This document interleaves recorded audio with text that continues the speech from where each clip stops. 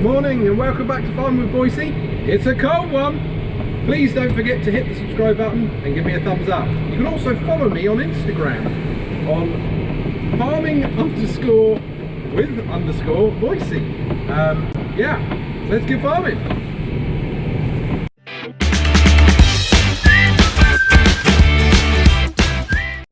So it's now Thursday the 5th of November, which is our bonfire night in the UK, and it's the first day of our national lockdown in the UK as well, so feeling pretty blessed to be working on the farm where I can still get out and do something.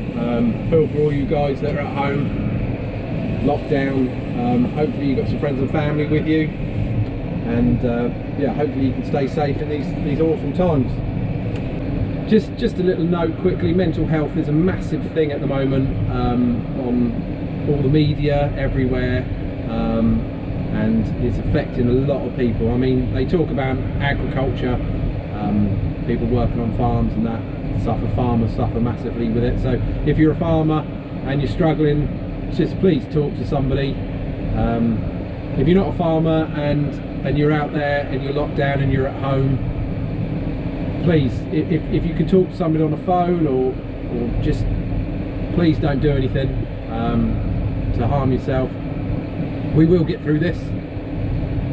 Things will get better, and yeah, just please stay safe and look after yourselves. Anyway, that's that. So yeah, we're off. We're going to stick this in the ground and see if we can actually pull it. It's pretty wet out. We've had 2 or 3 days now without any rain, so we're going to try and rip these bits of cover strip up and then spin some cover crop of some sort onto them. It's got a bit late now, to be fair, but the weather's been against us the whole way through, so we've got all of our wheat in. We've got another field that we've now decided to put a bit of wheat in, so that's being cultivated at the moment, and we might go and drill that tomorrow, possibly, weather permitting. So this is the BJB pan buster. It's 2 Browns pan busters welded together. You can see the line there, and then there's 2 trailer jockeys on either side, the wind down wheels for taking your trailer off,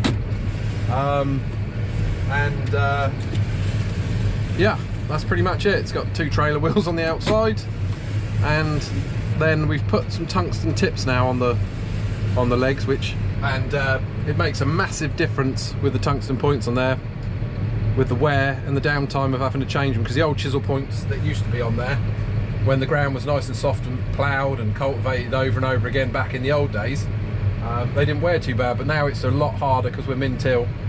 When we do get to use this, it did wear the points out rather fast, so still going strong. It's probably 40 years old, the cultivator is, and it was made, no, the cultivator is probably 50 years old, the original cultivator, and it was made into this 40 years ago, so might even be older than that. I'll have to find out from the father. So here we go, let's see if we can pull it.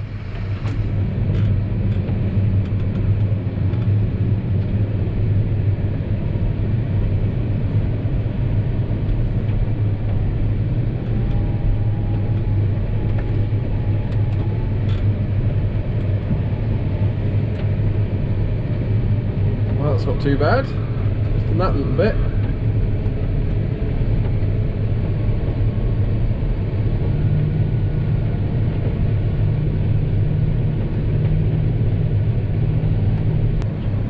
So in the last video I was actually drilling the field right next door to this cover strip with winter barley, the hybrid winter barley, and it's actually looking really well.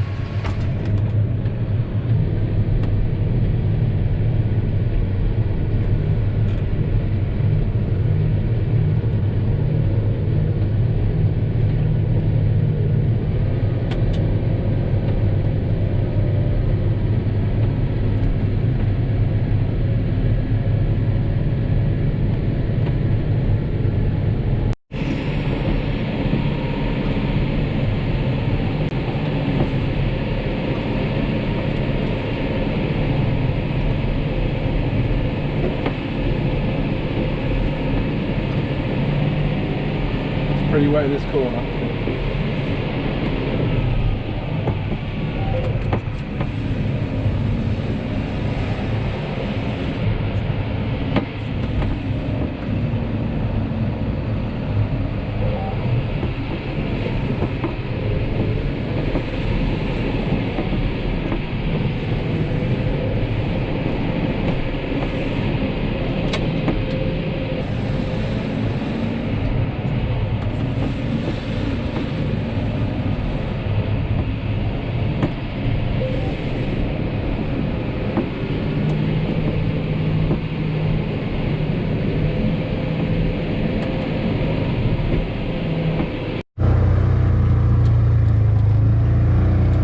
Afternoon everybody, just out this afternoon now, finished the chisel ploughing from this morning, just out this afternoon now, just going around checking on some of the early drilled wheat and the later drilled wheat for slug damage or whether we got any slug activity going on. Got the pup out here as well. I'm just going to go across the field here now and just see the boss man. He's out here cultivating another field. We're going to have a go at drilling tomorrow. We're going to go and see what's going in like. It's cultivating up like.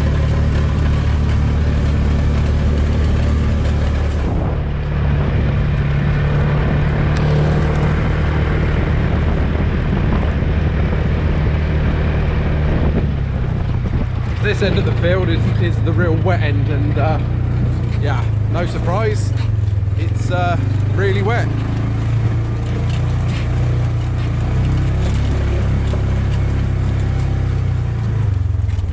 I don't think we'll be drilling this bit.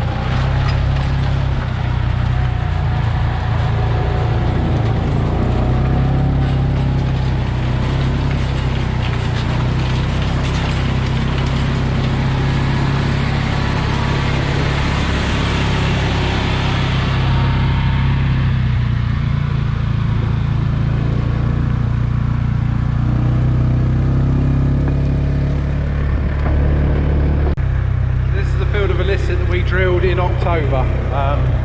Oh look, the pups come out, have a look out the window.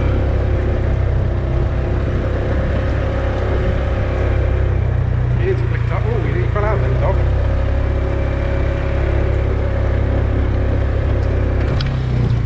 God's sake, Piper. Jesus, wet, really? Yes, this is a field of illicit that we drilled back middle of October. In with the Sprinter. You see the rows are a little bit wider than usual with the Sprinter. It's because we run the Dutch openers.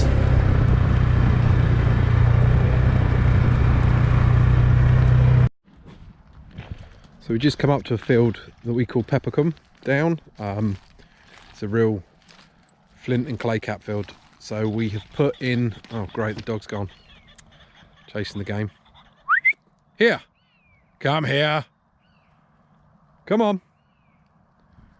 And now it's after a hare. Piper.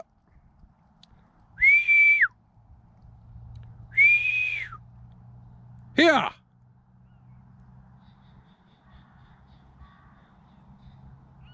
Come on this way. Yes, as I was saying, it's a real flint and clay cap field. So we have put in a King's soil conditioner, which is supposed to break up the ground, fodder radishes and some other bits and pieces. As you can see, it's doing really well. Vetches are all up. Went in a little bit later than it should have done, just because of the weather. But hopefully by harvest next year, that's going to be quite a lot of green matter going back into the ground. Yeah, a good bit of green manure. The mist is just starting to set into the valley over there. That's looking out across towards Chichester and over the top of Petersfield. On a clear day you can see right the way out to Goodwood racetrack. So quite a beautiful part of the world we live in.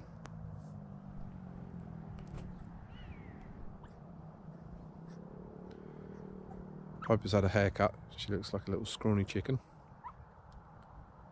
I'm not quite sure what she's doing. Come on, pup. Come on.